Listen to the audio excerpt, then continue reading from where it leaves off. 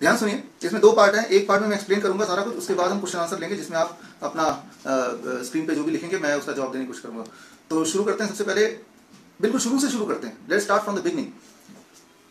बीमारी, डिजीज। बीमारी दो तरह की होती हैं, एक जिसे हम बोलते हैं लाइफस्टाइल इलनेस और एक दूसरा होता है इन्फेक्शियस डिजीज। तो आज जो हम बात कर रहे हैं कोरोना वायरस के कॉन्टेक्स्ट में अगर बात कर रहे हैं तो वो इन्फेक्शियस डिजीज। इन्फेक्शियस डिजीज का मतलब कोई बाहर की चीज बॉडी के अंदर आ गई और बॉडी उससे बीमार पड़ गई, that is called infectious disease. तो इन्फेक्शियस डिजीज कैसे होता है? कोई भी ऐसी चीज जो फॉरेन चीज हो, फॉरेन मतलब जो हमारे बॉडी का पार्ट ना हो, और वो अगर बॉडी में चले आए, बॉडी में अंदर कैसे आ सकती है? हमारे नाक से आ सकती है, मुंह से आ सकती है, स्किन के माध्यम से आ सकती है, बॉडी के अंदर आएगी और बॉडी में कुछ मल्टीप्लाई करेगी और बॉडी में जो फूड है या न्यूट्रिएंट है उसे खाएगी और उसको खा के वो मल्टीप्लाई होगी। सो दैट में cause disease, that is called infectious disease. यहाँ पे इन्फेक्शियस डिजीज बात करते हैं तो दो चीज ज्यादा आती हैं, एक है बैक्टीरियल डिजीज, एक है वायरल डिजीज। तो वायरस और बैक्टीरिया दोनों में फर्क क्या है? एक लाइन बताना चाहूंगा। बैक्टीरिया वो होता है जो जिंदा होता है, वायरस जो होता है वो जिंदा नहीं होता है। सामान्य जगह पे आउटसाइड द बॉडी वो जिंदा नहीं, लेकिन जब बॉडी के अंदर चला जाता है, किसी बॉडी के सेल्स के अंदर चला जाता है, तो सेल्स के मटेरियल को यूज करके वो मल्टीप्लाई करने लगता है, यानी कि तब बिहेवियर उसका जिंदा की तरह हो जाता है। वायरस एक ऐसा माइक्रो ऑर्गेनिज्म है जो बॉडी के बाहर नॉन लिविंग है और बॉडी के अंदर लिविंग है। क्योंकि वो नॉन लिविंग है बॉडी के बाहर, तो इसीलिए उसको दोबारा मारा नहीं जा सकता, because that is non living, just like a chemical. लेकिन बॉडी के अंदर जैसे जाता है तो वो लिविंग बन जाता है, यानी कि वो जिंदा हो जाता है सेल्स के अंदर, और को वो खाता है और उसी से वो फैलने लगता है, मल्टीप्लाई होता है बड़ी तेजी से और हमारे पूरे बॉडी में फैल सकता है, स्टार्टिंग फ्रॉम एनी ऑर्गन। वो डिपेंड करता है कि वो वायरस कहां से आपकी बॉडी के अंदर घुसा है। अगर मुंह से, नाक से घुसा है तो जाहिर सी बात है लंग को पहले इन्फेक्ट करेगा या स्टमक को करेगा। अगर स्किन से घुसा है तो नियरेस्ट जो भी ऑर्गन है उसको इन्फेक्ट करेगा। तो ये ब्रॉड कैटेगरी है वायरस की। वायरस ज्यादा खतरनाक है या बैक्टीरिया ज्यादा खतरनाक है? दोनों इक्वली खतरनाक है, डिपेंडिंग ऑन की हमारी इम्यूनिटी कैसी है। हम वायरस से या बैक्टीरिया से मर नहीं सकते, बिकॉज भगवान ने हमें दिया है what we call as immunity.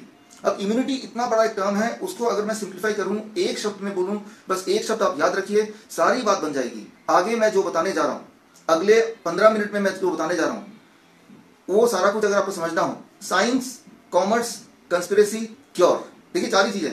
Science है, इसके पीछे का साइंस क्या है? कॉमर्स, कॉमर्स क्या है इसके पीछे, राइट, यानी कि व्यापार क्या है? कंस्पिरेसी क्या है, खेल क्या है इसके पीछे? और क्योर क्या है? ये चारों चीजें अगर आपको समझना हो, अभी जो भी माहौल चल रहा है, ये सारे माहौल के पीछे विज्ञान क्या है, या उसका कॉमर्स क्या है, व्यापार, या उसका कंस्पिरेसी क्या है, उसका खेल क्या है, या उसका क्योर क्या है, ठीक कैसे कर रहा है, ये चारों चीजें समझने के लिए सिर्फ एक शब्द काफी है। ये शब्द आप ध्यान से सुनिए स्क्रीन पे। दीप, आनंद, विकास, अंजू, अभी और ना कमेंट करके सीधा आप सुनने पे ध्यान दीजिए। ये एक वर्ड आपको याद रखना पड़ेगा, this word is called dendritic cell. Dendritic cell, dendritic cell एक वर्ड है, बस इस वर्ड के अंदर सारा खेल है। जितना भी कुछ आपके आसपास अभी हो रहा है, जो भी कुछ आप देख रहे हैं, जो भी कुछ आप महसूस कर रहे हैं, आप सब अपने घर पे बैठे हैं, मैं अपने ऑफिस में बैठा हूं, हम लोग मिल नहीं पा रहे हैं, इस सब के पीछे सारी चीजों को समझने के लिए सिर्फ एक शब्द काफी है, and that one word is called dendritic cell. इस वर्ड को अगर आप समझ जाएंगे तो जितनी भी सवाल आप मुझसे पूछना चाहते हैं, अपने आप से पूछना चाहते हैं, वो सारे सवालों के जवाब का नाम है डेंड्रिटिक सेल। सो DENTRITIC, डेंड्रिटिक सेल। अब डेंड्रिटिक सेल क्या है ये एक बार समझ लीजिए बस। डेंड्रिटिक सेल क्या है ये समझने के लिए सिर्फ एक डायलॉग काफी है। डायलॉग है, गवाह भी हम हैं, वकील भी हम हैं और जज भी हम हैं। आप में से कोई बता सकता है कौन सी फिल्म का डायलॉग है? डायलॉग है, डेंड्रिटिक सेल को एक्सप्लेन करने के लिए सिर्फ एक डायलॉग काफी है, और वो डायलॉग है, यहां के गवाह भी हम हैं, वकील भी हम हैं और जज भी हम हैं। क्या आप में से कोई बता सकता है कि ये कौन सी फिल्म का डायलॉग है? आप में से कोई बता सकता है? इसी डायलॉग के अंदर सारा खेल छुपा है। अभी तक किसी ने भी जवाब नहीं दिया कि ये कौन सी फिल्म का डायलॉग है। मैं रिपीट कर देता हूं, मैं बात कर रहा हूं सिर्फ एक शब्द का, वो है डेंड्रिटिक सेल। अगर ये शब्द क्या है आपको समझ आ जाएगा तो ये सारा खेल समझ आ जाएगा। और ये शब्द को समझने के लिए एक डायलॉग समझना जरूरी है। वो डायलॉग मैं आपको बता रहा हूं, डायलॉग है, यहाँ के गवाह भी हम हैं, वकील भी हम हैं और जज भी हम हैं। क्या आप में से कोई बता सकता है कि वो डायलॉग, ये डायलॉग कौन सी मूवी का है? अभी तक तो किसी ने बताया नहीं, किसी के कमेंट अभी तक स्क्रीन पे आए नहीं। जो इस नहीं, जिद्दी फिल्म का गाना डायलॉग नहीं है, कोई और। मैं थोड़ा हिंट दे देता हूं, सलमान खान। अब कोई बता सकता है ये कौन सी फिल्म का डायलॉग है? डायलॉग है, यहाँ के गवाह भी हम हैं, वकील भी हम हैं और जज भी हम हैं।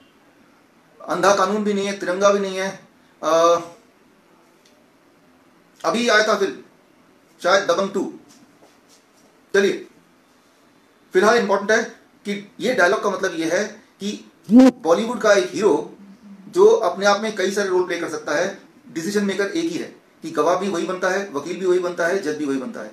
हमारे बॉडी का जो बॉलीवुड का हीरो है, हमारे बॉडी का जज जो है, वकील, जज और गवाह, ये तीनों चीजें एक हैं और वो एक है डेंड्रिटिक सेल।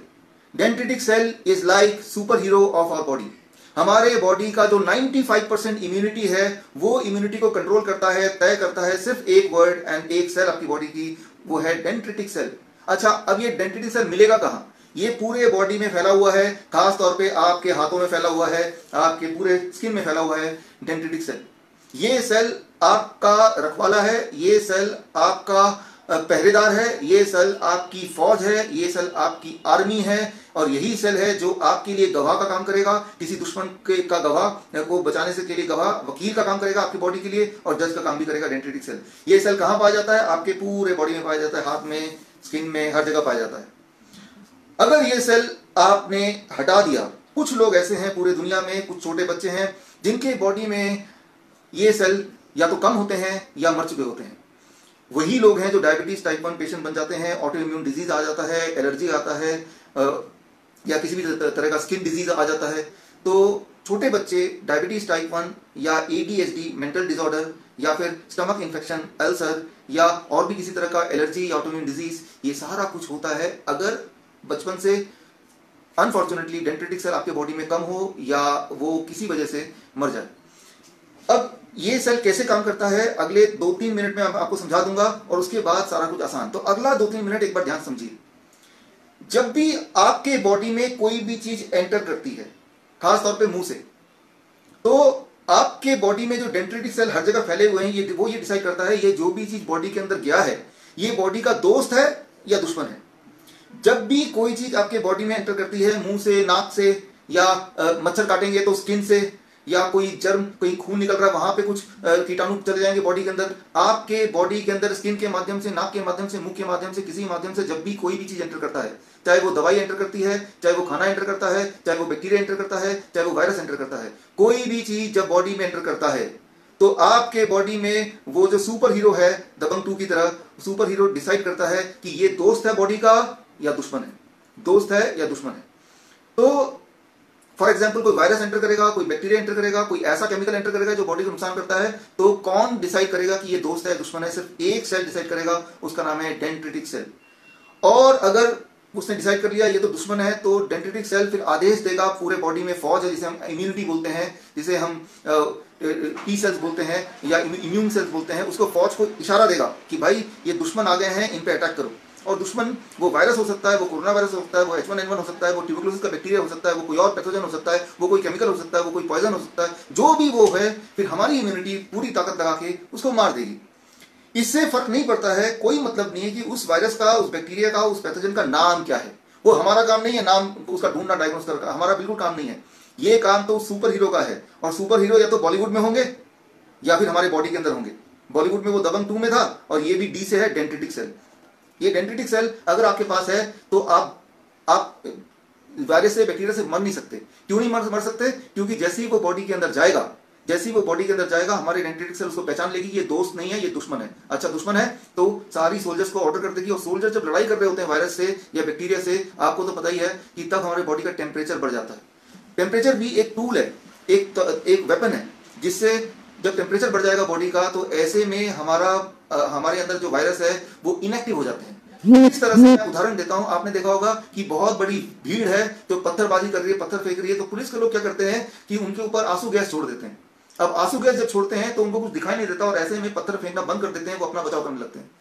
तो जब टेम्परेचर बॉडी का बढ़ जाता है, तो बॉडी के अंदर जो वायरस है, बैक्टीरिया है, वो आंसू गैस की तरह होते हैं, और बैक्टीरिया, वायरस वहीं पे स्टॉप हो जाते हैं, मल्टीप्लाई नहीं कर पाते, और वो इनएक्टिव हो जाते हैं, वो टूटने लगते हैं टेम्परेचर जब हाई होता है। लेकिन टेम्परेचर हाई का आदेश कौन देता है? वो डेंड्रिटिक सेल का सारा कमाल है। और टेम्परेचर जैसे ही बढ़ा तो हमारे बॉडी का न्यूट्रिशन, हमारे बॉडी का ईंधन, हमारे बॉडी का पानी, वो सारा कुछ ज्यादा इस्तेमाल होता है। तो ऐसे में आपका बॉडी आपको आदेश देता है चुपचाप बैठ जाओ, लेट जाओ, काम मत करो, किसी से बात मत करो, ताकि बॉडी अपनी एनर्जी बचा सके और सारी की सारी एनर्जी लगा सके लड़ने में, वायरस को भगाने में। तो टेम्परेचर का बढ़ जाना या बुखार फील करना या वीकनेस फील करना ये बीमारी नहीं है, ये तो बॉडी में लड़ाई चल रही है और लड़ाई का एक सिम्टम बोल सकते हैं, एक वार्निंग साइन बोल सकते हैं। ऐसे में हमें अपने बॉडी का सपोर्ट करना है। ऐसे में आप टेम्परेचर को घटाएंगे तो दवाई लेके, इसका मतलब कि जैसे ही टेम्परेचर घटेगा तो मान लो जो आंसू गैस चला रहे थे पुलिस, उनकी आंसू गैस जैसे ही खत्म होंगे तो वो जो मॉब था, वो जो अटैक करने वाले अनरूली मॉब थे, वो दोबारा से एक्टिव हो जाएंगे। इसलिए कभी भी आपको तो पता ही टेम्परेचर घटाना नहीं चाहिए, घटाना, टेम्परेचर बढ़ा रहेगा तो ही लड़ाई जारी रहेगी और तभी आप इस लड़ाई को जीत सकते हैं। ये तो सिंपल बातें हैं जो आपको पता ही है, तो इसमें ज्यादा डिटेल में जाने की मुझे आवश्यकता नहीं है। किसी को पूछना तो बाद में पूछ लीजिएगा। मैं यहाँ पे सिर्फ एक ही बात बोलना चाहूंगा कि जब भी कभी आपके बॉडी के अंदर कोई भी ऐसी चीज जाती है जो बॉडी के लिए नुकसानदेह है, वो वायरस हो सकता है, बैक्टीरिया हो सकता है, केमिकल हो सकता है, कोई भी चीज हो सकती है, तो हमारे बॉडी में एक डेंड्रिटिक सेल है जो उसको अटैक करेगा, जो पूरे बॉडी को एक्टिवेट करेगा। डेंड्रिटिक सेल अगर नहीं है या वो मर गए हैं, उसके कारण क्या है? एक कारण, बॉडी में बार बार केमिकल्स अगर आप देंगे तो डेंड्रिटिक सेल मर जाएंगे। जैसे जो लोग परफ्यूम ज्यादा लगाते हैं तो केमिकल बॉडी में, राइट, केमिकल के शैम्पू लगाते हैं बार बार तो डेंड्रिटिक सेल मर जाएंगे। ये बार बार सैनिटाइज करेंगे अपने हाथ को तो डेंड्रिटिक सेल मर जाएंगे, राइट। या फिर आप वैक्सीनेशन करेंगे, बचपन में जो वैक्सीनेशन होती है, वैक्सीन में मैं एक छोटी सी बात बता के खत्म करूंगा। वैक्सीन, आपको पता है कि वैक्सीन के अंदर वायरस या बैक्टीरिया का छोटा सा प्रोटीन होता है और वो प्रोटीन बॉडी में डालते हैं ताकि उस प्रोटीन को देख के हमारा बॉडी उस प्रोटीन के अगेंस्ट एंटीबॉडी, एंटीबॉडी मतलब वेपन बिल्ड कर ले, हमारा बॉडी उसको देख के उसको लड़ना सीखे। लेकिन जब वायरस का छोटा सा प्रोटीन हम बॉडी में डालते हैं इंजेक्शन के माध्यम से, तो डेंड्रिटिक सेल हमारी बॉडी को बोलता है देखो भाई ये जो प्रोटीन है ना, ये आपका कुछ बिगाड़ने नहीं वाला, वो एक्चुअल वायरस नहीं है, ये सिर्फ उसका छोटा सा प्रोटीन है। इसका मतलब हमारा बॉडी एंटीबॉडी नहीं डेवलप करेगा, तो वैक्सीन का जो सारा खेल खत्म हो जाएगा। तो वैक्सीन जब भी कोई आपकी बॉडी में डाला जाता है तो वैक्सीन में वायरस का छोटा सा पार्ट के साथ साथ एल्युमिनियम या इस तरह के कुछ और केमिकल भी डालते हैं। एल्युमिनियम क्या करता है? वो वही करता है जो आंसू गैस किसी की आंखों में करेगा। एल्युमिनियम या इस तरह के केमिकल डेंड्रिटिक सेल के आंखों में आंसू गैस की तरह काम करता है। अब डेंड्रिटिक सेल को दिखाई नहीं देता कि सामने वो दुश्मन है या दोस्त है, तो डेंड्रिटिक सेल की जो ताकत है वो खत्म हो जाती है और डेंड्रिटिक सेल की ताकत खत्म हो जाएगी तो ही वैक्सीन काम करेगी। तो मैं ये बोलना चाह रहा हूं, जाने अनजाने बचपन से हमने अपने ही डेंड्रिटिक सेल को कई तरह से मारने की कोशिश की, कभी वैक्सीन से, कभी केमिकल से, कभी सैनिटाइजर से। और जब जब डेंड्रिटिक सेल को आप मारेंगे तब तब अगर कोई दुश्मन, कोई वायरस, बैक्टीरिया बॉडी में अटैक करेगा तो आप बीमार पड़ेंगे और तब मौत हो भी सकती है। तो याद रखिए, आपके बॉडी का सिर्फ एक ही दोस्त है, वो है डेंड्रिटिक सेल। और जब तक डेंड्रिटिक सेल इस दुनिया में है तब तक आपको वायरस और बैक्टीरिया की चिंता करने की जरूरत नहीं है। अगर आपको मेरी बात पे यकीन नहीं हो रहा तो अगले एक लाइन जो मैं बोलूंगा उसके बाद आपको मेरी बात पे यकीन हो जाएगा। डेंड्रिटिक सेल का डिस्कवरी जिस इंसान ने किया था उनका नाम है रैल्फ स्टेनमैन। ये दुनिया के इकलौते ऐसे इंसान हैं जिनको 2011 में मरने के बाद नोबेल प्राइज मिला। दुनिया में एक ही इंसान को मरने के बाद नोबेल प्राइज मिला, क्योंकि नोबेल प्राइज दिया जाता है, उसका एक नियम है कि नोबेल प्राइज देंगे तभी जब वो जिंदा होगा, मरे हुए इंसान को नोबेल प्राइज नहीं दिया जाता।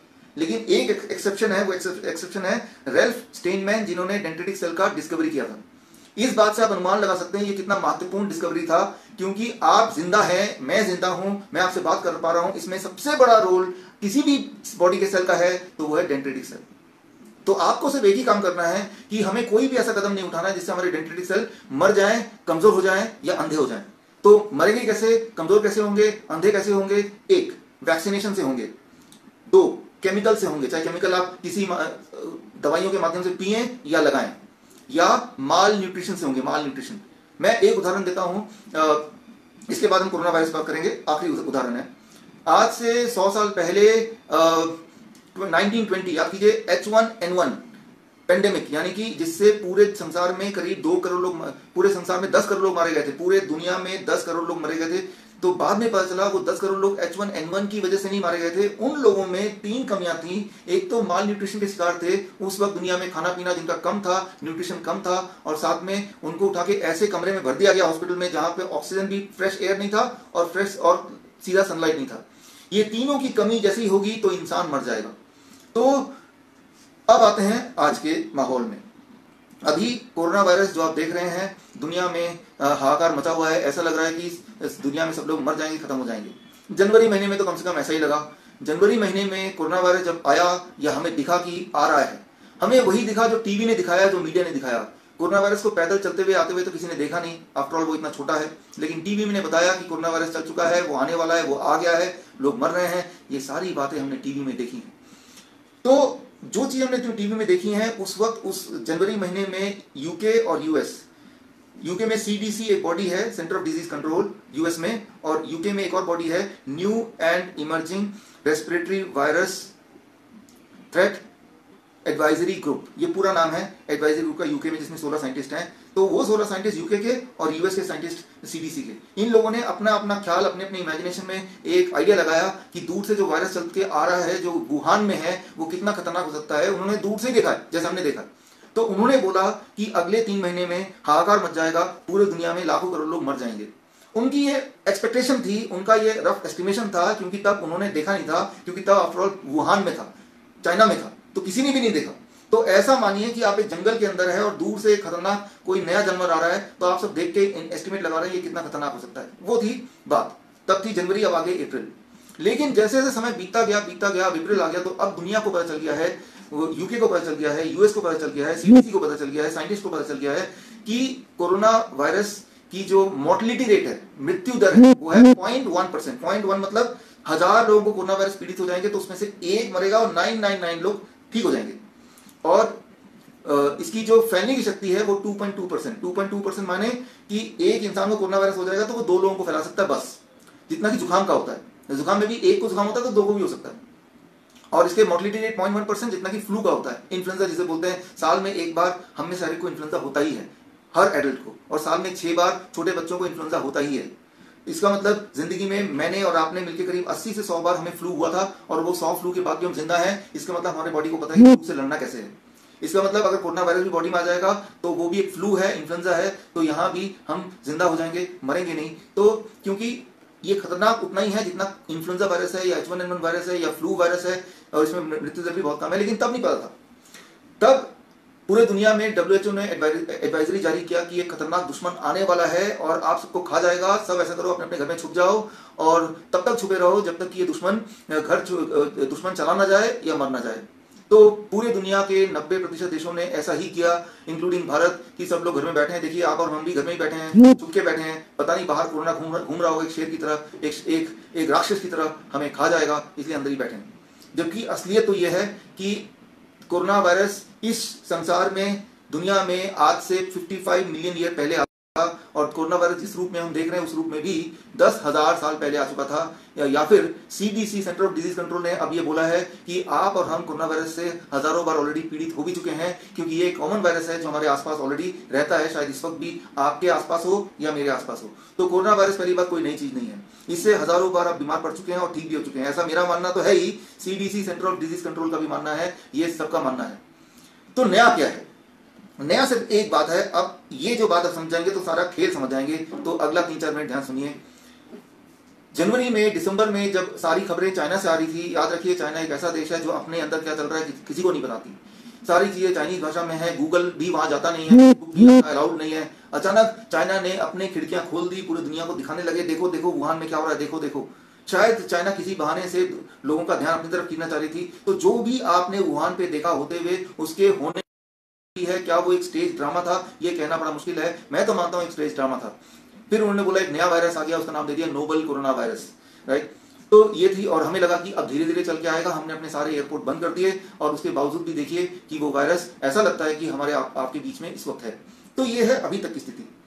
देखिए, जनवरी महीने में जब तो ये था वुहान में, तब तो हम सब एस्टिमेट लग रहे थे, लेकिन आज वुहान में नहीं है, आप इंडिया में है।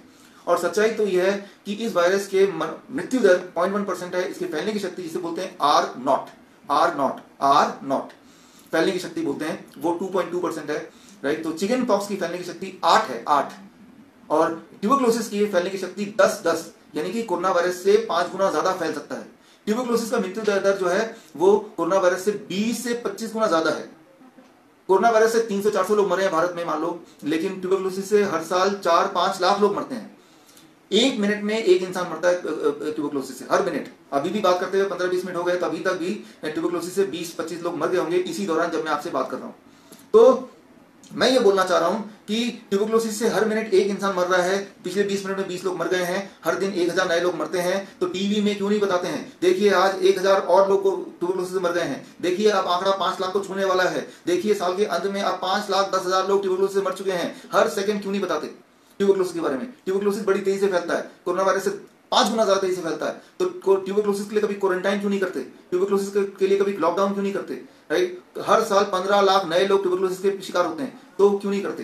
कोरोना वायरस के लिए क्यों कर रहे हैं? तो ये सारा कुछ जो है हमें समझना पड़ेगा कि ये जो है एलोपैथिक सिस्टम है, एक WHO का एक प्रोटोकॉल है कि हम पूरे दुनिया में फैल जाएं, और नेचुरोपैथी है, आयुर्वेद है, होम्योपैथ है, इनको पीछे कर दो। अब सबसे जरूरी बात, पहली बात, जैसे ही टेस्ट होगा, एक टेस्ट होता है जिसे कहते हैं RC-PCR टेस्ट।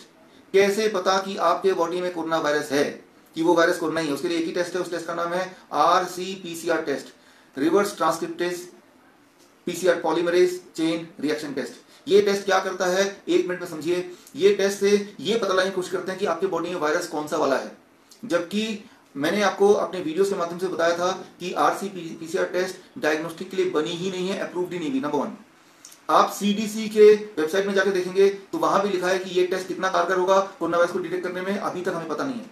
आप FDA food and drug administration के वेबसाइट में जाकर देखेंगे तो आप पाएंगे वहां भी लिखा है कि ये टेस्ट अनप्रूवन है। ये टेस्ट अनप्रूवन है, अभी तक प्रूव नहीं किया हमने, बस हमने दे दिया। बोलने का मतलब ये है कि आपको या मुझे कोई बुखार नहीं है, कोई टेम्परेचर नहीं है, लेकिन अगर मैं कोरोना उस टेस्ट से टेस्ट करूंगा तो देयर इज चांसेस, 10% चांसेस है कि वो बोल दे कि मेरे अंदर वायरस है, राइट, कोरोना वायरस है। तो वो टेस्ट इज नॉट रिलायबल, वो टेस्ट कोई टेस्ट है ही नहीं। फॉर एग्जाम्पल, मैं सिर्फ एक ही उदाहरण दूंगा, इससे समाप्त करूंगा इस वाले पॉइंट को, फिर आगे बढ़ेंगे। वुहान में डॉक्टर ली, जिन्होंने सबसे पहले दुनिया को आगाह किया था कि कोरोना वायरस की तरह कोई वायरस नया आ गया है, जब उनकी मौत हुई, मौत से थोड़ी देर पहले कई बार PCR टेस्ट किया गया और हर बार PCR नेगेटिव आया, यानी कि उनकी बॉडी में कोरोना वायरस नहीं पाया जा रहा, और करते करते एक बार पॉजिटिव आया, उसको पकड़ लिया और बोला दुनिया को देखो ये कोरोना वायरस से मर गए। भारत में भी यही हो रहा है, एक पेशेंट को कई बार टेस्ट कर रहे हैं, 4 बार 5 बार नेगेटिव आया, फिर जैसे ही पॉजिटिव आ गया तो पॉजिटिव वाले को पकड़ के बोल रहे हैं ये कोरोना वायरस का पेशेंट है। बोलने का मतलब यह है कि हर हाल में ये साबित करना कि ये पेशेंट जो है कोरोना वायरस का ही है। तो ये जो टेस्ट है, ये टेस्ट को किसी ने अप्रूव नहीं किया, ना CDC ने, ना FDA ने, ना मैन्युफैक्चरर जिसने इस टेस्ट को बनाया है उसने तो आपने खास लिख दिया कि ये टेस्ट अप्रूव नहीं है, सिर्फ WHO बोल रहा है। WHO एक ऐसी ऑर्गेनाइजेशन जिसको आज से 10 साल पहले 2010 में H1N1 के घोटाले के लिए PAC parliamentary assembly of council of Europe ने लुटेरा घोषित किया था, वही WHO एक बार फिर बोल रहा है कि कोई ये टेस्ट कर लो और टेस्ट से पता चल जाएगा कौन कोरोना वायरस का पेशेंट है। एक ऐसा टेस्ट जो अप्रूव नहीं है, एक ऐसा टेस्ट जो 4 बार बोलेगा नहीं, 1 बार बोलेगा हाँ, कई बार 4 बार बोलेगा हाँ, 1 बार बोलेगा ना। एक ही आदमी के 2 सैंपल लें, एक मुंह से एक नाक से, नाक वाले को बोलेगा हाँ आप कोरोना वायरस पेशेंट है, मुंह वाले को बोलेगा ना, फिर दोबारा से नाक और मुंह से ले सैंपल, ठीक इसका उल्टा बोलेगा। ये सारे रिसर्च पेपर मेरे पास हैं, ये सारे रिसर्च पेपर आज मैं आखिर में एक लिंक दूंगा, उस लिंक के जरिए आप डाउनलोड कर सकते हैं। जितनी बातें मैंने बताई या जो बातें बताऊंगा वो सारे के सारे बातों का जो रेफरेंस है वो आपको दे के जाऊंगा। तो मैं अभी जो बोल रहा हूं वो सिंप्लीफाई करते हुए मैं जर्नल का नाम कोट नहीं कर रहा हूं, क्योंकि वो जर्नल के रेफरेंसेस मैं आपको दूंगा, आप सारा कुछ PDF के फॉर्म में लेके पढ़ सकते हैं। तो पहली बात कि यहाँ पे डिटेक्शन मशीन है, जब भी किसी को बुखार होगा, जुकाम होगा, या देखेंगे एक कोरोना वायरस का पेशेंट पाया गया, उसके पूरे परिवार को, पूरे कॉलोनी में सबका चेकिंग होगा, और चेकिंग होगा तो उनमें से कुछ 5, 10, 20, 25 लोग बोलेंगे कि ये कोरोना वायरस के पेशेंट है। दरअसल ये बिल्कुल गलत है, क्योंकि वो टेस्ट अप्रूव्ड ही नहीं है। जो टेस्ट अप्रूव्ड नहीं है उस टेस्ट से कैसे आप डिसाइड कर सकते हैं कि कोई कोरोना वायरस का पेशेंट है या नहीं, पहली बात। दूसरी बात, अगर मैं मान लेते हैं कि मैं कोरोना वायरस का पेशेंट हूं, ऐसा हो भी जाता है, तो उस कोरोना वायरस के पेशेंट का इलाज क्या है? देखिए एलोपैथी में अब ये जो क्वारंटाइन कर रहे हैं, क्वारंटाइन वर्ड तो मैंने अपनी जिंदगी में पहली बार सुना है। पिछले 200 साल की हिस्ट्री में देखिए, मेडिकल हिस्ट्री में क्वारंटाइन वर्ड अभी पहली बार ही आया है। लॉकडाउन, क्वारंटाइन, ये सारे शब्द, राइट। तो मैं ये बोलना चाह रहा हूं कि कोरोना जो इलाज है, इलाज में एंटीबायोटिक दिया जा रहा है। अरे भाई कोरोना वायरस है, इसमें एंटीबायोटिक क्यों दे रहे हो? कोई कारण नहीं है। इलाज में HIV की दवाई दे रहे हैं, अरे भाई क्यों दे रहे हो? कोई इतिहास HIV की दवाई का, कोई रेफरेंस है, कोई प्रूफ है? नहीं है। इसमें रेमडेसिविर एक ऐसी दवाई दे रहे हैं जो इबोला में दिया था और बड़ी बुरी तरह से फेल हुआ था, लोग मारे गए थे, इबोला से नहीं, इस दवाई के साइड इफेक्ट से।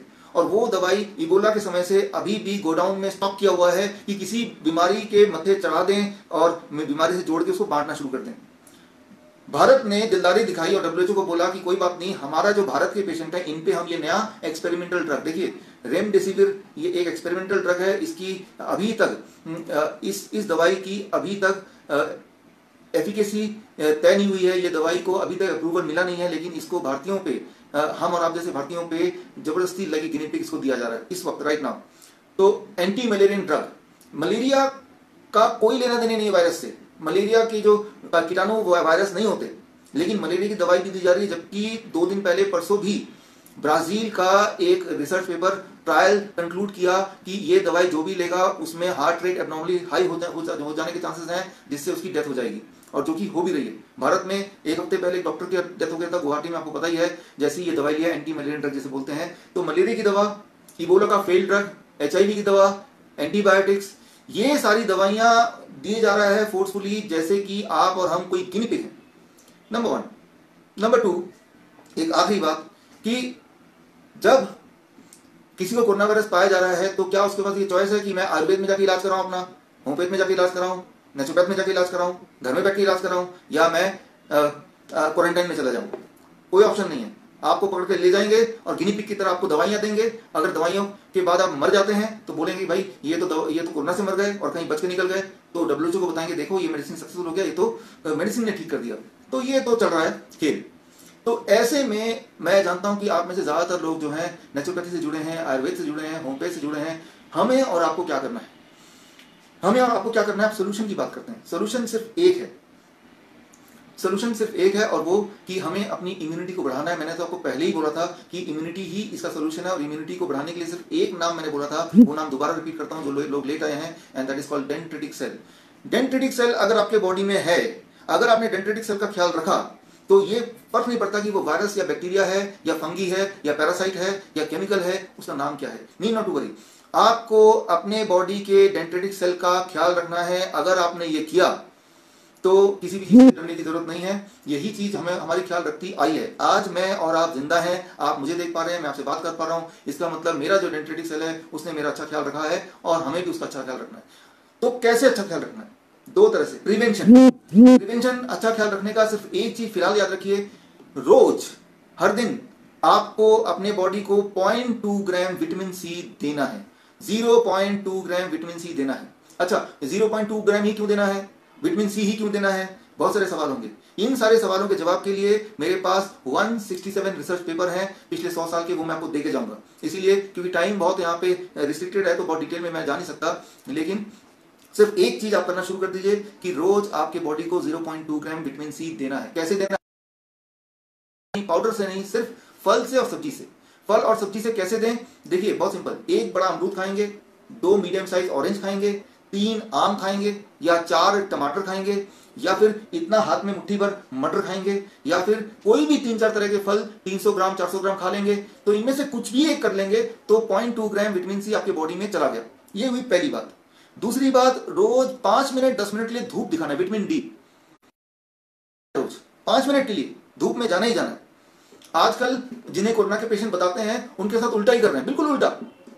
धूप से कट ऑफ कर दिया क्वारंटाइन में आफ्टर ऑल, फ्रेश एयर से कट ऑफ कर दिया क्वारंटाइन में आफ्टर ऑल।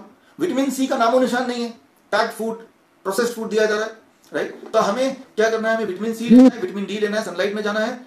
एक चीज नहीं करना है, एनिमल प्रोटीन बॉडी के अंदर ना जाए। एनिमल प्रोटीन बॉडी के अंदर ना जाए। एनिमल प्रोटीन कहां से आएगा? कोई भी ऐसा खाना जो जानवरों से आता हो, कोई भी ऐसा खाना जो जानवरों से आता हो, जैसे दूध है, डेयरी प्रोडक्ट्स हैं, दूध, दही, लस्सी, मक्खन, घी, पनीर, छाछ, अंडा, मीट, मछली, इनमें एनिमल प्रोटीन है। तो एनिमल प्रोटीन को आपने हटाया, विटामिन सी को हमने जोड़ा, विटामिन डी को हमने जोड़ा, है वो इतना स्ट्रांग रहेगा कि आपको इस तरह के वायरस से या किसी भी तरह के वायरस से चिंता करने की आवश्यकता नहीं है। सो there will be no problem of any bacteria or any virus। ये है prevention. As a naturopath, as a Ayurvedacharya, ये चीज आप लोगों में स्प्रेड कर सकते हैं। सिर्फ इतना दिमाग में रखें, 0.2 ग्राम। अच्छा, तो लोग बोलते हैं मैं एक टैबलेट खा लूं, टैबलेट में क्या होगा कि सिर्फ विटामिन सी होगा। लेकिन मैं फल से इसलिए बोल रहा हूं कि विटामिन सी अपने आप में आपके बॉडी में सारा काम नहीं। फल खाएंगे, जैसे 2 ऑरेंज खा रहे हैं, उसमें विटामिन सी के अलावा विटामिन ई के साथ साथ 50 और न्यूट्रिएंट होंगे, और तब टुगेदर वो काम करेंगे। इसीलिए मैं बोलता हूं फ्रूट्स तो जितने भी लोग आप सुन रहे हैं, आप सिर्फ ये बात दिमाग में लोगों घुसा दीजिए कि आपको 3 step, step 1 0.2 gram vitamin C in the form of fruits and vegetable पूरे दिन में, स्टेप 2 धूप में जाना है 5 मिनट के लिए सही, धूप में जाना है। 3 एनिमल अवॉइड करना किया तो एक काम हो जाएगा डेंड्रिटिक सेल आपका। अगर ऐसा हो गया तो कोई फर्क नहीं पड़ता। देखिए मैं इसका सबूत देता हूं आपको। मैंने अपने वीडियो में बताया था कि देखिए पूरा दुनिया में हाहाकार मचा हुआ है, लोग कोरोना से डर रहे हैं, जबकि कोरोना कोई सिंपल वायरस है और हमारे बॉडी का डेंड्रिटिक सेल अच्छा है। मैं अपने आप को दोबारा ऑफर करता हूं और मेरे कई सारे डायबिटीज एजुकेटर हैं, करीब 1500 डायबिटीज एजुकेटर, जिन्होंने बार बार मुझे बोला कि वो भी अपने आप को ऑफर कर रहे हैं कि जहां पे कोरोना का वार्ड है वहां पे अगर सरकार चाहेगी तो मैं जाने को तैयार हूं, बिना ग्लव्स लगाए, बिना ढके, और उनका इलाज करने को तैयार हूं। कैसे इलाज करूंगा उनका वो मैं आपको बताने। अगर मुझे कोरोना वायरस हो गया तो चिंता की बात नहीं, मेरा डेंड्रिटिक सेल इतना स्ट्रांग है कि वो देख लेगा, झेल लेगा, मुझे डरने की जरूरत नहीं है। तो एक बार फिर आपके माध्यम से अगर आप सरकार तक पहुंच सकते हैं तो मैं अपने आप को ऑफर करता हूं, और मैं ही नहीं, मेरे उनमें से काफी लोगों ने अपने आप को ऑफर किया है, वो हर शहर में फैले हुए हैं। तो किसी भी शहर में हमारे एजुकेटर्स हैं जो अपने आप को ऑफर करते हैं, क्योंकि हमें पता है असलियत क्या है, रियलिटी क्या है, राइट। ऐसा नहीं कि मैं बहादुर हूं, मैं अपने आप को सैक्रिफाइस कर रहा हूं। मुझे पता है कि कोरोना वायरस कोई बहुत बड़ा राक्षस नहीं है, वो तो एक फ्लू वायरस है, वो तो कॉमन कोल्ड जितना ही खतरनाक है। तो कॉमन कोल्ड से आप डरे हैं क्या? तो ये हो गया प्रिवेंशन की बात। अब सबसे इंपॉर्टेंट बात इस पूरे लेक्चर में मैं जो बोलने जा रहा हूं अगले 2 मिनट में, तो वो ये बोलने जा रहा हूं। देखिए इस बात को थोड़ा ध्यान सुनिए अगले 2 मिनट के लिए। वो ये, जैसे ही आपको पहला सिम्टम आएगा, जैसे ही आपको पहला सिम्टम आएगा फ्लू का, मतलब टेम्परेचर बढ़ गया है, फीवरिश फील हो रहा है, छींक आने लगी है, कमजोरी फील हो रही है, जैसे ही पहला ऐसा सिम्टम आएगा समझ लीजिए कि आपके बॉडी में कोई ना कोई वायरस या बैक्टीरिया है। वो कोरोना वायरस नहीं है, कोई ना कोई है। तो ऐसे में आपको उसी वक्त से for next 3 days 3 step diet, liquid, fluid and solid diet आपको शुरू करना है। मैं आपको बता सकता हूं हजारों लोग हैं जिन्होंने इसको किया। आप में से भी अगर किसी ने ये 3 स्टेप डाइट किया तो आप स्क्रीन पे लिख सकते हैं अपने कमेंट में जाके। तो जैसे ही आप ये 3 स्टेप डाइट करेंगे, तीसरे दिन के शाम तक वो वायरस न जाने कहां गायब हो जाएगा, और चौथे दिन सुबह आप खड़े होकर सारे काम करेंगे जितना कि पहले दिन इससे वायरस से पहले कर रहे थे। 3 स्टेप डाइट अगले 2 मिनट में मैं बोल रहा हूं। वो ये, स्टेप 1 आपका बॉडी वेट डिवाइड बाई 10।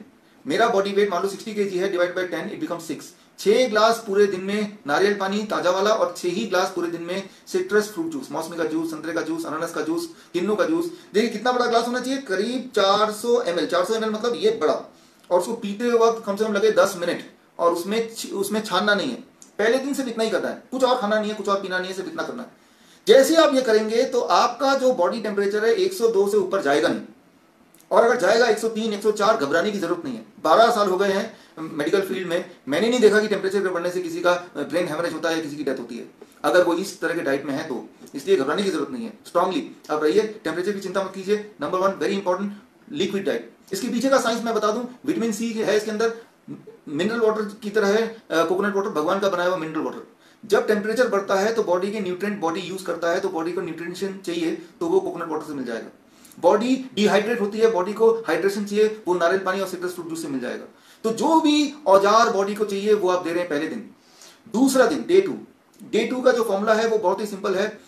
अच्छा, जो लोग बोल रहे हैं कोकोनट वाटर मार्केट में नहीं है, तो उसका ऑल्टरनेट मैं बता दूं, ऑल्टरनेट है अनार। अनार कितने लेने हैं? अगर 6 ग्लास आपका आता है अपने फॉर्मूले के हिसाब से, आपका बॉडी वेट डिवाइड बाई 10, तो 6 अनार लेने पूरे दिन में।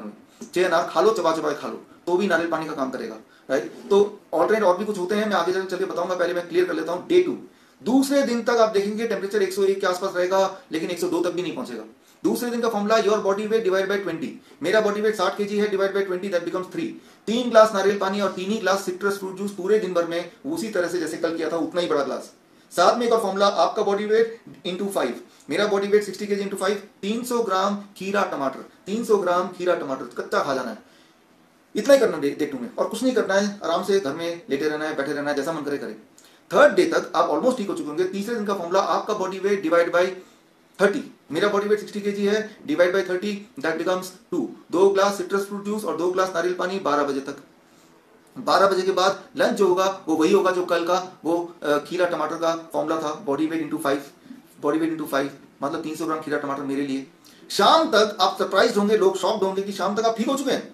तो शाम का खाना वेजिटेरियन खाना होगा, सिंपल रोटी सब्जी दाल चावल जो भी आप खाते हैं, और कम तेल कम नमक में, और चौथे दिन आप अपने काम पे जाइए। देखिए ये बताते हुए मैंने 2000 मेरे ख्याल से 16 से मैं ये बता रहा हूँ, 16, 17, 18, 19, अब 20 आ गया है, और हजारों हजारों लोग जो मुझे अक्सर बताते रहते हैं H1N1, डेंगू, चिकनगुनिया, न जाने कौन कौन से, इंडिया में, इंडिया से बाहर, मैंने उन सबको बोला है और आपको बता रहा हूँ। आप लोग जिन्होंने यूज किया ये टेक्निक, प्लीज कमेंट में जाके लिखिए कि हाँ हमने इसको यूज किया है। आप भी, यही मैं मेथड है आपसे, यही मेथड है ठीक होने का। तो आज भी मैं कुछ वीडियोस डालूंगा इस लेक्चर के बाद, हमारे जिन लोगों ने ये टेक्निक यूज किया उनकी कंपाइलेशन।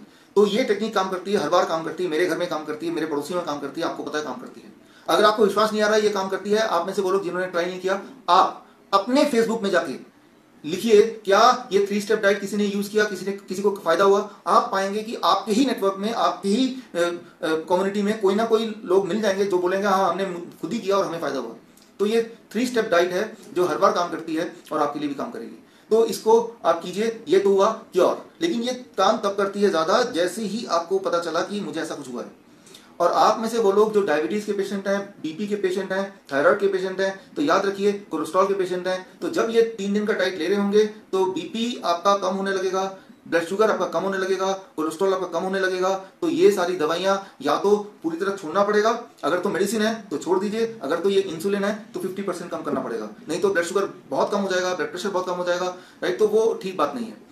तो ये जो 3 दिन का डाइट है ना केवल आपके वायरस से लड़ने में हेल्प करेगा, दिस 3 डेज डाइट आपके बाकी पैरामीटर को भी और अच्छा कर देगा, यानी कि दवाई का काम कर रहा है। तो ये तो हो गया वायरस से कैसे लड़ना है। लेकिन वायरस एक और तरीका होता है, ये सबसे इंपॉर्टेंट बात मैं बताने जा रहा हूं। जो लोग यूटीआई, यूरिनरी ट्रैक इन्फेक्शन से जो अगर प्रॉब्लम है, हेपेटाइटिस के जो पेशेंट्स हैं, राइट, इस तरह के इन्फेक्शन, या एचआईवी के जो पेशेंट, एचआईवी के बारे में मैं कभी और डिटेल में बताऊंगा।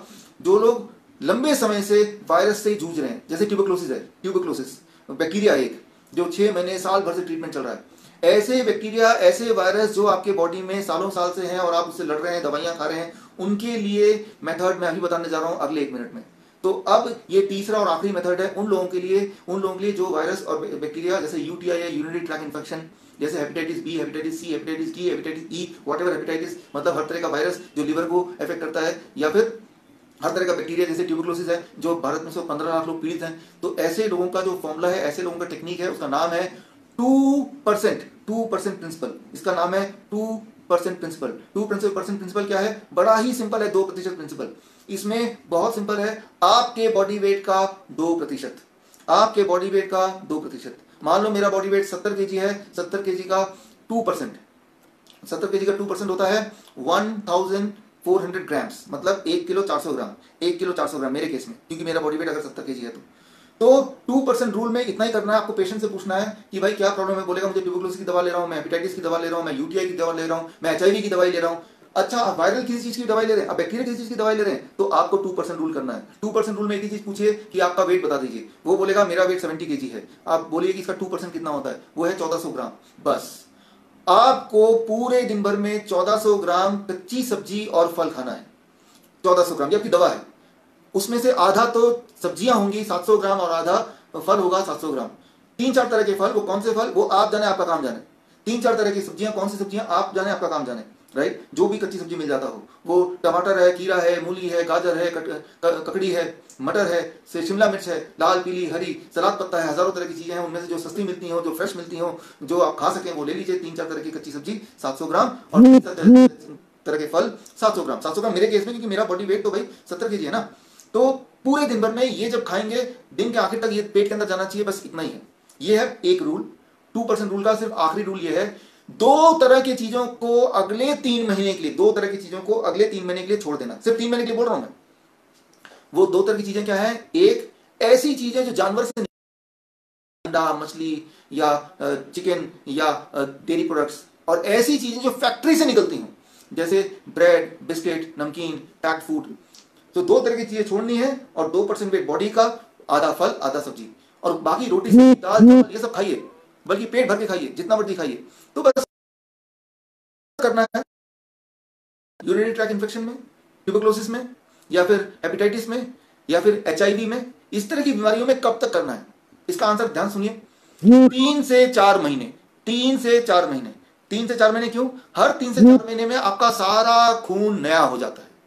Every after 3 to 4 months your body is having new blood, नया ब्लड। वो जो नया ब्लड आएगा 3-4 महीने के अंदर, उस नए ब्लड में इस पुराने वायरस या पुराने बैक्टीरिया का नामो निशान नहीं होगा। यानी कि 3-4 महीने बाद अगर आपका HIV नेगेटिव पॉजिटिव आ रहा था, HIV नेगेटिव आएगा। अगर वो ट्यूबरकुलोसिस के पेशेंट थे वो ठीक हो जाएंगे, सिम्टोमेटिकली कुछ नहीं रहेगा। अगर वो UTI था वो सिम्टोमेटिकली गायब हो जाएगा। Hepatitis A B C D E या कुछ भी है वो गायब हो जाएगा। कितना? 3 से 4 महीने। तो देखिए प्रिवेंशन मैंने बता दिया। अगर वायरल फ्लू टाइप है तो 3 दिन, और अगर कोई इन्फेक्शन है तो 3 या 4 महीने। 4 महीने मान लीजिए, तो बस इसी के अंदर सारी बीमारियां कवर हो जाती हैं। इन्फेक्शियस डिजीज कवर हो जाती है, राइट। तो ये आप बता सकते हैं। आप में से बहुत लोगों ने किया भी होगा अपने लिए या अपने किसी पेशेंट के लिए, तो वो भी स्क्रीन पे आप टाइप करके बता सकते हैं अगर किसी ने किया तो, और या अपना वीडियो बना के या उस पेशेंट का वीडियो बना के आप भेज सकते हैं या अपने ही फेसबुक में पोस्ट कर सकते हैं। देखिए ये जो मैंने बताया है, इस बताने से इसका कुछ व्यापार नहीं हो सकता, राइट, क्योंकि सब्जियां फल इनके कॉपीराइट नहीं हो सकते, इनके पेटेंट नहीं हो सकते। इसीलिए इन चीज़ों को दबाया गया, रोका गया, ताकि ये लोगों को पता ना चले।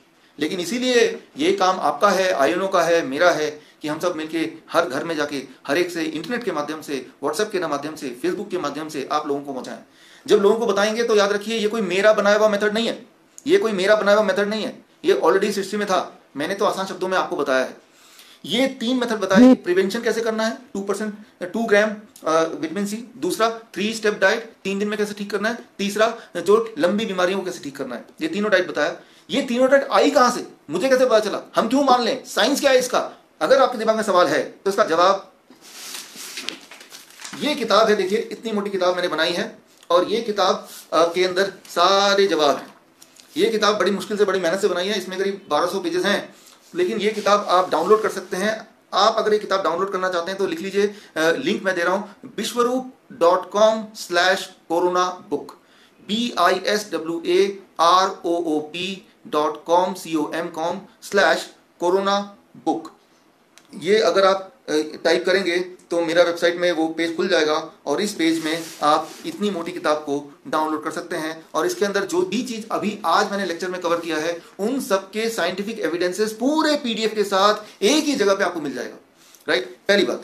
दूसरी बात, यहाँ पे ध्यान देखिए कि यहाँ पे मेरा नाम भी लिखा हुआ है, राइट। लेकिन मैं आपको बता दूं, इस बुक का राइटर मैं नहीं हूँ, ये बुक तो मैंने कंपाइल किया है, ये बुक के राइटर आप भी हैं, राइट। तो आप चाहे तो अपना नाम भी लिख सकते हैं और लिख के आप लोगों को दे सकते हैं, राइट। तो ये अगर मैं बोलूँ ये मेरी चीज़ है, ये मेरा टेक्निक है, ये मेरा डाइट है, वो गलत होगा। ऐसी बात बोलते थे सिर्फ इस दुनिया में एक ही इंसान, उनका नाम था श्री राजीव दीक्षित जी। और उसके बाद अब ये हमारी बारी है उसी चीज़ को आगे बढ़ाना कि याद रखिए अगर हेल्थ है तो ही सब कुछ है। और आज जो आप देख रहे हैं कोरोना का जो खेल है, ये खेल में हेल्थ को पीछे भगा रहे हैं। हेल्थ का मतलब दवाइयाँ, ऐसा सोच रहे हैं। अब मैंने बहुत कुछ बता दिया आपको, सिर्फ एक सवाल मैं आपसे पूछूंगा, उसके बाद आपके सवाल और मेरे जवाब। सवाल मैं आपसे पूछ रहा हूँ, सवाल ये, अभी लॉकडाउन चल रहा है भारत सरकार का, और लॉकडाउन में हम लोग घर में हैं, सपोर्ट कर रहे हैं सरकार का, करेंगे भी, मैं भी कर रहा हूँ और आप भी करेंगे, करना भी चाहिए। एक सवाल आता है कि सब्जी की दुकान में, फरीदाबाद में रहता हूँ, सब्जी का दुकान 4 घंटे खुलता है, 11 बजे से 3 बजे। सब्जियाँ, फल, सब्जी, खाना पीना, राशन वगैरह 4 घंटे के लिए। लेकिन दवाइयों की दुकान जो है वो सुबह से लेके रात तक खुलता है या फिर 24 घंटे खुला रहता है। मैं आपसे पूछना चाहता हूं, आप में से कई लोग मेडिकल बैकग्राउंड के हैं, नहीं है तो आपके दोस्त होंगे डॉक्टर, आप मुझे एक भी दवाई का नाम बताइए जिस दवाई से की वजह से किसी की जान बच सकती हो। एक भी दवाई का नाम बताइए। कि दवाई की दुकान पूरे 24 घंटे क्यों खोल के रखते हो भाई? उस दवाई की दुकान में ऐसी कौन सी दवाई है जिसकी जरूरत आधी रात को पड़ सकती है, जिसकी जरूरत रात को पड़ सकती है, दिन को पड़ सकती है, और वो दवाई अगर नहीं मिलेगी तो कोई मर सकता है? ऐसी कौन सी दवाई है? अगर ऐसी कोई दवाई है तो आप मुझे बताइए, और अगर ऐसी कोई दवाई नहीं है तो ये सिर्फ पूरे मार्केट में एक ही दुकान का अलाउ किया, वो है कि दवाइयों की दुकान खुली रहेगी। देखिए दवाइयों की कमी की वजह से हम बीमार नहीं पड़ रहे हैं, हमारे अपनी डेंटिटिक सेल की हेल्थ ना होने की वजह से हम बीमार पड़ रहे हैं, अगर पड़ रहे हैं तो, राइट। तो मैं आपको जवाब दे देता हूं कि इसी बात का सबूत है कि सिर्फ एक दुकान को खोलने का आदेश दिया है, वो है दवाइयों की दुकान। क्योंकि ये जो सारा खेल चल रहा है WHO का बना हुआ, इस खेल के पीछे कारण यह है कि किसी भी तरह से एलोपैथी का राज, राइट, वेस्टर्न मेडिसिन का राज पूरी तरह से है। अब देखिएगा आज से 6 महीने के अंदर वैक्सीन आ जाएगा या 3 महीने के अंदर वैक्सीन आ जाएगा, और बोल देंगे कि वही लोग घर से बाहर निकल सकते हैं जो वैक्सीन लगाएंगे। पुलिस रोकेगी, दिखाओ वैक्सीन कार्ड, आप वैक्सीन कार्ड दिखाएंगे, चलो आगे बढ़ो। वैक्सीन कार्ड नहीं है, जिम नहीं जा सकते, वैक्सीन कार्ड नहीं है, स्कूल नहीं जा सकते, वैक्सीन कार्ड नहीं है, ऑफिस नहीं खोल सकते, राइट। तो वही चीज पट्टी पढ़ाई जा रही है, पट्टी पढ़ाई जा रही है। देखिए घर से बाहर निकलने के लिए मास्क लगाना है भाई, ये जो मास्क है, आपके पास भी मास्क है, ये जो वायरस है, वायरस कितना छोटा है, 100 नैनोमीटर। 100 नैनोमीटर कितना होता है? जो हमारे जो स्पर्म सेल्स हैं, स्पर्म सेल्स 5000 नैनोमीटर है, 5000 नैनोमीटर स्पर्म सेल्स हैं, उससे भी छोटा। मान लो स्पर्म्स फुटबॉल है, तो ये जो वायरस है ये टेनिस का बॉल है, इतना छोटा। तो जिस भी आप मास्क लगा रहे हैं उसमें से पानी निकल सकता है, हवा निकल सकता है, तो उसमें से वायरस भी निकल सकता है। लेकिन मास्क का मेन मकसद जो मैं देख रहा हूं, हालांकि मास्क लगाइए बिकॉज सरकार का आदेश है, मास्क लगाने का मेन मकसद है कि बार बार अपने आप को याद दिलाना, देखो डर के रहो, डर के रहो, डर के रहो, डर के रहो। बार बार टीवी में बोल रहे हैं डरो डरो डरो डरो डरो, दिमाग में घुसा दिया आप मर सकते हैं, आप मर सकते हैं, मर सकते हैं। और एक बार वैक्सीन आएगा तो बोलेंगे कि वैक्सीन आ गया, ये लगा लो, बच सकते हैं। तो 140 करोड़ लोग वैक्सीन लगाएंगे और सालों साल लगाएंगे, हर साल लगाएंगे। और वैक्सीन लगाएंगे तो डेंड्रिटिक सेल काम करना बंद कर देगी। मैंने आपको बताया डेंड्रिटिक सेल के आंखों में पट्टी अगर आपको लगाना है तो वैक्सीन से लग सकता है। एक बार डेंड्रिटिक सेल अगर आपका काम करने बंद कर दे तो क्या होगा कि अब आप बीमार पड़ेंगे। कोई भी वायरस अटैक करेगा तो हमारी बॉडी की इम्यूनिटी उससे लड़ नहीं सकती, और हमारी बॉडी की इम्यूनिटी अगर लड़ नहीं सकती है तो हम बीमार पड़ेंगे, बीमारी में रहेंगे और बीमारी से मरेंगे। यानी कि जितना पैसा हमने कमाया वो सब बीमारी में जाएगा। वो बीमारी की इलाज में नहीं जाएगा, वो दवाइयों में जाएगा। दवाइयां और इलाज दो अलग अलग बातें हैं। आप में से जो लोग एलोपैथिक हैं, सॉरी, जो लोग होम्योपैथिक हैं, आयुर्वेद के लोग हैं, यूनानी लोग हैं, नेचुरोपैथी है, आप सब मिलिए साथ में और एक सवाल अपने आप से पूछिए, लोगों से पूछिए कि भाई कोई कोरोना का पेशेंट है, वो आयुर्वेद से क्यों नहीं इलाज करा सकता, वो होम्योपैथ से क्यों नहीं इलाज करा सकता, वो नेचुरोपैथी से क्यों नहीं इलाज करा सकता। तो कोई बोलेगा क्योंकि नेचुरोपैथी में, होम्योपैथी में, आयुर्वेद में कोई इलाज है ही नहीं। तो क्या एलोपैथ में इलाज है? एलोपैथ में भी तो इलाज नहीं है। जो दवाइयां दे रहे हैं वो दवाइयों से तो लोग मर रहे हैं, राइट। सो खैर ये सारी बातें हैं और बातें तो आगे भी चलती रहेंगी। लेकिन अब मैंने जो कहना था वो काफ़ी सारा कुछ मैंने आपको बता दिया। ये डेंड्रिटिक सेल क्या होता है, कोरोना क्या है, ये खेल क्या है, साइंस क्या है, प्रिवेंशन क्या है, क्योर क्या है, हर चीज़ मैंने बता दिया। और मैं रिपीट करता हूँ, ये जो भी बातें बताई हैं वो सारे सबूत यहाँ पे हैं, ये सारे सबूत यहाँ पे हैं। और ये क्या है, ये किताब है जो फ्री में आप डाउनलोड कर सकते हैं, bishrup.com/corona book। आप में से वो लोग जो हिंदी समझते हैं, जो ये इंग्लिश की जगह हिंदी चाहते हैं, तो उसी में हिंदी का भी लिंक दिया हुआ है। लेकिन हिंदी वाली जो बुक है वो समरी बुक है। समरी मतलब 25-30 पेज में समराइज किया हुआ है और इंग्लिश में पूरा है। तो बाकी पूरी किताब को भी हम हिंदी में करेंगे, लेकिन समराइज वर्जन हिंदी में भी है और पूरी बुक तो इंग्लिश में है। ये सारी बुक आप अपने लिए डाउनलोड कीजिए और व्हाट्सएप के माध्यम से आप जितने लोगों तक चाहें इसको पहुंचाइए, ताकि लोग का डर बॉडी से बाहर निकले, वो डर से बाहर निकले, पहली बात। दूसरी बात, आज मैंने जितनी बात बताई है इनमें से कोई भी बात आप इसलिए मत मानिए कि मैं बोल रहा हूं। आप मेरे किसी भी बात को चैलेंज कर सकते हैं, राइट, आप उसमें सवाल खड़े कर सकते हैं। मैं हर बात के जवाब देने को तैयार हूं। हर सवाल के जवाब मैंने इस रिसर्च पेपर में डाले हैं, ताकि आपको भरोसा हो कि जो भी मैं बोल रहा हूं उसके पीछे सत्यता है, उसके पीछे ट्रूथ है, राइट। सो अब यहाँ पे मैं पूरा लेक्चर तो हो गया है। कोई अगर आपका सवाल है तो आप सवाल पूछ सकते हैं। I am done with my lecture, you can ask questions. मैं लगातार पढ़ रहा हूँ, आप कुछ ना कुछ लिख रहे हैं।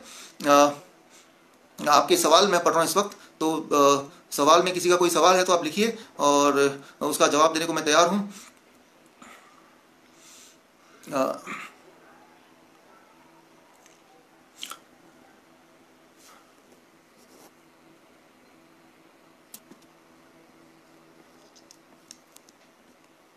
ओके, अभी तक सवाल नहीं आए हैं। देखिए, एक सवाल आया जगदीश चंद्रा जी का, will we start the wide campaign against mandatory vaccine programme. देखिए, ये कैंपेन शुरू करना पड़ेगा, कैंपेन शुरू करना चाहिए, ठीक है, कैंपेन शुरू करना चाहिए। बल्कि आज से इस प्लेटफॉर्म के माध्यम से एक कैंपेन मैं शुरू करने जा रहा हूँ। आप में से जो लोग जुड़ना चाहें जुड़ सकते हैं, सब लोग जुड़िए। कैंपेन का नाम है stop human guinea pig campaign. इंसान को गिनी पिग बनाया जा रहा है, इंसान को जबरदस्ती पकड़ के कि आप कोरोना हो, क्वारंटाइन करके ऐसी केमिकल डाल रहे हैं जो केमिकल का पहले से कोई रिकॉर्ड नहीं है। ऐसे केमिकल रेमडेसिविर जिसका जानवरों पे भी टेस्ट नहीं हुआ, वो इंसान पे टेस्ट किया जा रहा है, और टेस्ट में हजारों की संख्या में।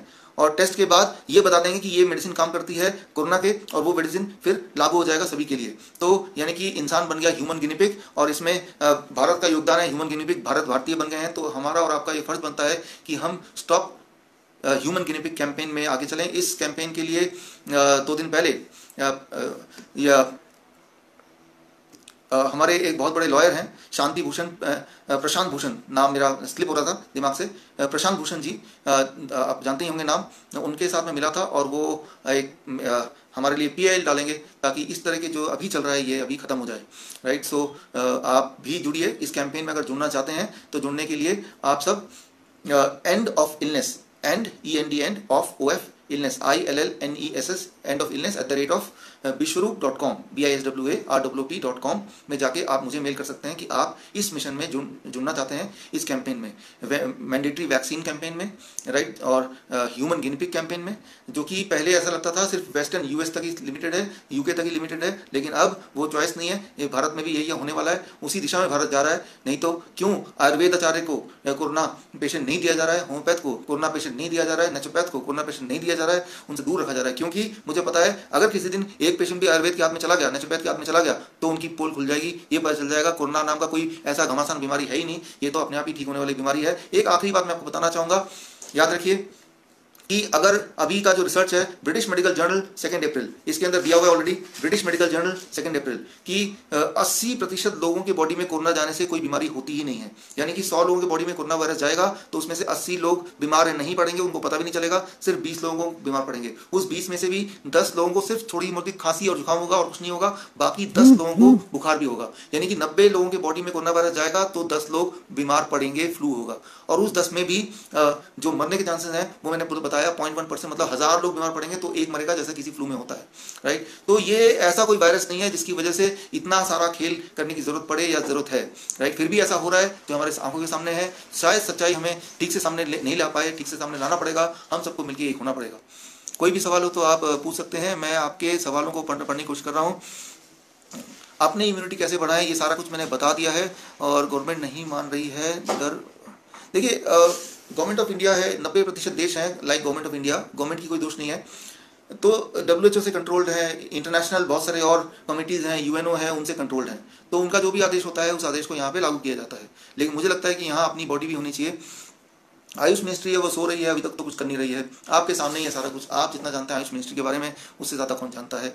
हमारे आनंद बिरादर जी है, वो तो आयुष के गलियों में अक्सर ही दिखते हैं, लेकिन आनंद बिरादर जी से मैं पूछना चाहूँगा कि सर आनंद जी, अभी कोरोना का जब महामारी चल रही है तो हमारा आयुष कहाँ चला गया, हमारा नेचुरोपैथ कहाँ चला गया, हमारी नेचुरोपैथी कहाँ चली गई? वो तो बिल्कुल गायब हो गई, जैसे कहीं थी नहीं, दुबक के बैठ गई। हमारे आयुर्वेद सब दुबक के छुप के बैठ गए कि हमें कोरोना ना हो जाए, और एक अच्छे सोल्जर्स को ऐसा लग रहा है कि जो डॉक्टर्स हैं वो एक सोल्जर की तरह, एक पहरेदार की तरह सामने आ रहे हैं, एक हीरो की तरह, जबकि ऐसा कुछ है नहीं। वो भी गुलाम है, जैसा उनको बताया जा रहा है वैसा वो समझ रहे हैं। जबकि सच्चाई तो ये है कि कोरोना वायरस एक नॉर्मल वायरस है, ये एक ऐसा वायरस है जिससे हम बचपन से लड़ते आए हैं, एक बार फिर लड़ सकते हैं, कोई बड़ी बात नहीं है। मुझे लगता है कि सबके सवाल कोई ऐसा खास आ नहीं रहे हैं, या तो आपको सब कुछ बहुत अच्छी तरह समझ आ गया है या कुछ भी समझ नहीं आया है। यही 2 केस होते हैं जब सवाल नहीं आते, बट मुझे लग रहा है सबको सब कुछ समझ आ गया, क्योंकि आपके कमेंट बड़े, और कमेंट आप और भी आगे देते रहिए। जो भी आपके कमेंट्स होंगे उन कमेंट्स को मैं इकट्ठे करूंगा, और इकट्ठे करके मैं उसका एक वीडियो बना के जारी करूंगा, ताकि कुछ चीज़ें अभी अगर रह गई हैं तो वो चीज़ें मैं आगे भी आप तक पहुंचा सकूं।